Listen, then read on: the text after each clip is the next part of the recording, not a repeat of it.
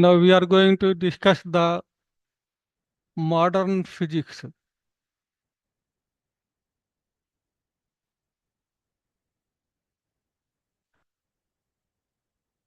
Modern physics में हम लोग इलेक्ट्रोमैग्नेटिक वेव के बारे में जानना चाहेंगे।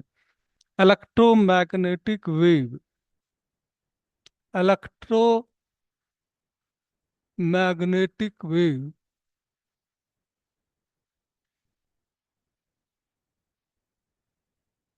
सबसे पहले हम लोग ये समझेंगे कि इलेक्ट्रोमैग्नेटिक वेव क्या है। Electromagnetic wave is such type of wave in which electric field vector and magnetic field vector are perpendicular to each other, and both are combinedly perpendicular to the direction of propagation of the wave। तो इसको simply हम लोग ऐसे समझ सकते हैं कि electromagnetic wave एक ऐसा वेव है जिसमें कि इलेक्ट्रिक फील्ड वेक्टर और मैग्नेटिक फील्ड वेक्टर दोनों ही होते हैं। इससे सिंपल हम ऐसे ही समझ सकते हैं। अगर इसको हम ज़्यादा अच्छा अच्छा समझना चाहते हैं तो मैथमेटिकल एप्लीकेशन में हम इसको समझ सकते हैं। जैसे कि this is X axis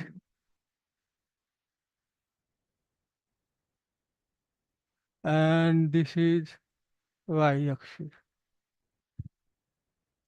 and this is Z axis. Three dimensional shape में है तो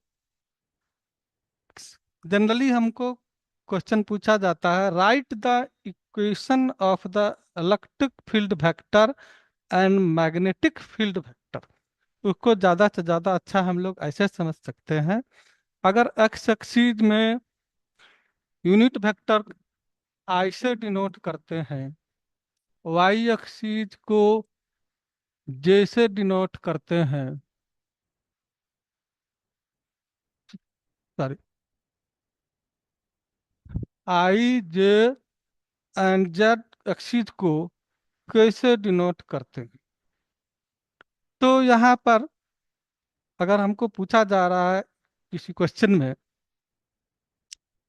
कि write the equation of electric field vector and magnetic field vector, तो उस केस में we have to assume that electromagnetic wave का जो direction है वह अगर एक्स डायरेक्शन में है, electric electromagnetic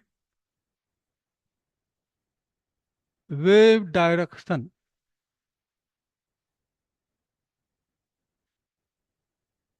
consider in the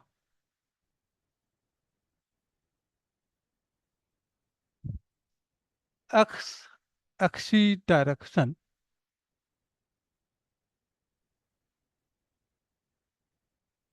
then तब हम इलेक्ट्रिक फील्ड के जो वेक्टर के जो इक्वेशन है उसको हम लिख सकते हैं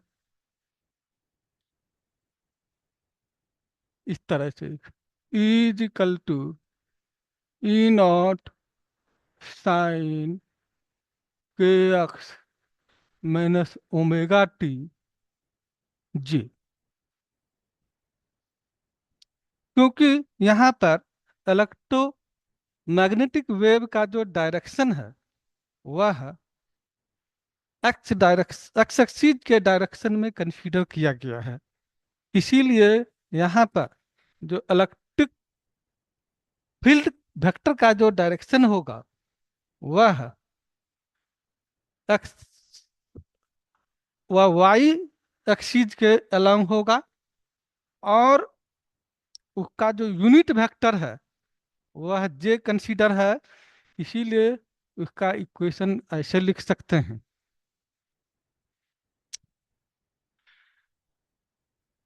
फिर हम को अगर मैग्नेटिक फील्ड के डायरेक्शन का इक्वेशन लिखना है, इस इक्वेशन को बोलते हैं इलेक्ट्रिक फील्ड वेक्टर इक्वेशन। ठीक है। उसी तरह से हम लोग magnetic field vector,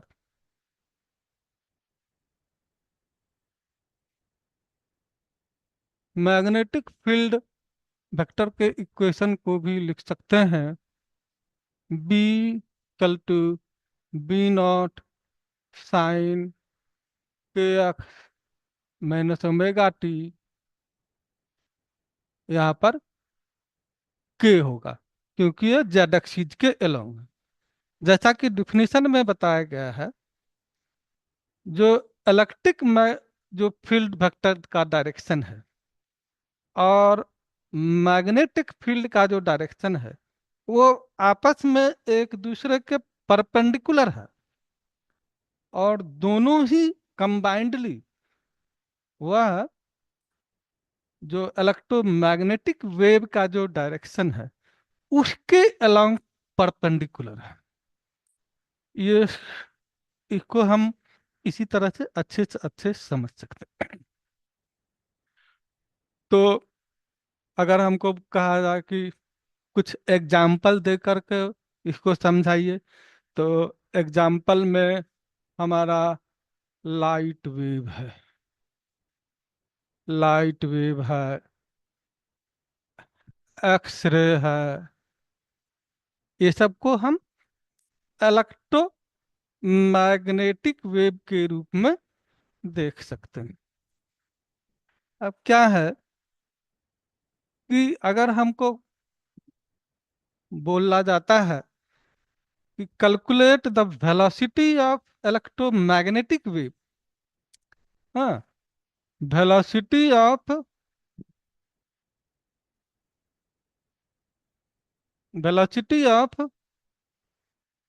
electromagnetic wave,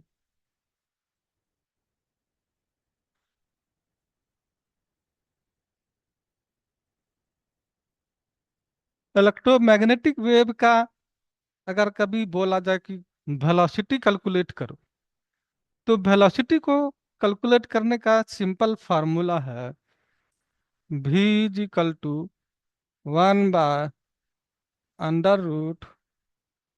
not epsilon not.